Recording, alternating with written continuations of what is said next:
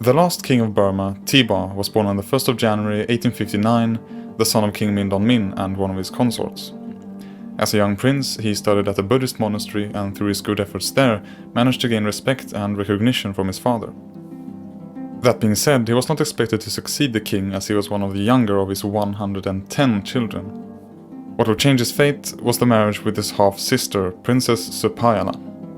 Her mother was one of the most powerful queens of Mindon, and upon the king's death, she managed to trick nearly all potential heirs to the palace, where they were subsequently executed. The only one left was her son-in-law Thibaw, and so in October of 1878, he was made king. During his reign, Thibaw would, just like his father, enact a number of reforms. For example, the country was divided into 10 districts based on the administrative units of British India. Each of these had their own district minister with authority over its villages and towns. He also extended the number of ministers in the government from just 4 to 14, with departments such as public works, royal estate management, religious knowledge, and mechanized industries. But while all this was happening, the relations with the British were once again souring. It was no secret that Thibaw intended to regain Lower Burma, which had been taken 30 years earlier, and as Thibaw's government sent a mission to Paris in 1883, the British began to worry over a potential Franco-Burmese alliance. Determined to annex the country before that could happen, they began to look for an excuse for war. By 1885, they had found what they were looking for. A Burmese court had decided to fine the Bombay-Burma Trading Corporation for underreporting its extraditions of teak and for not paying its employees. Claiming that the charges were false and that the Burmese courts were corrupt, the British demanded the right to appoint an arbitrator to settle the dispute. When the Burmese refused, they were met with an ultimatum. Thibaw was to accept a new British resident in Mandalay, the previous one having been withdrawn in 1878, and any legal action against the company was to be suspended until his arrival. Furthermore, Burma was to hand over control of its foreign relations to Britain, as well as provide them with commercial facilities for the development of trade between northern Burma and China. Had they accepted the ultimatum, it would have ended any real independence for the country, and Burma would have most likely ended up like one of the nominally autonomous prince estates in British India. However, Thibaw refused, and so instead, the British decided to go to war. Thus, on the 7th of November 1885, the third and last Anglo-Burmese War had begun.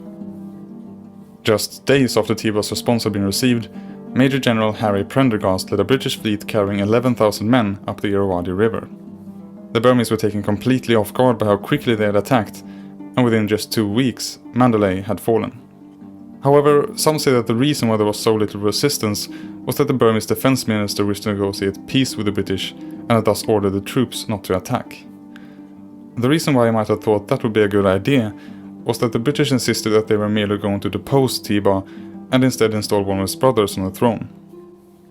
This was supported by many of the Burmese at the time, since Thibaw was seen as poorly managing the government, and of course the fact that nearly 100 royals had been executed when he ascended the throne didn't exactly help. But what they didn't know was that the British were concealing one key fact. The prince that they were going to install was already dead. On the 28th of November 1885, British troops marched into the palace at Mandalay and demanded the unconditional surrender of Thibaw and his kingdom within 24 hours. The following morning, Thibaw, along with his family, left the palace on a bullock cart. Thus, the Konbaung Dynasty, which had been established by Alang Paya over 100 years earlier, had come to an end. But the royal family were still alive and proceeded to a steamer on the Irrawaddy River. In the presence of huge crowds of people, the now former king left the country for exile in India. Initially, Thibaw, along with his wife Supayala and their daughters, lived in a bungalow in Darangon. Meanwhile, an official residence was being built in nearby Ratnagiri on the west coast of India, and after 5 years, the family could move into the building now known as Thibaw's Palace. The former king got a monthly pension from the government, consisting of 100,000 rupees, that would be around $30,000, and so he could live a relatively comfortable life. However, in later years, the pension would be reduced several times, and eventually end up at just 25,000 rupees. Reportedly, Thibaw was very reclusive and never left his property. Nonetheless, he is said to have sponsored local festivals, particularly Diwali.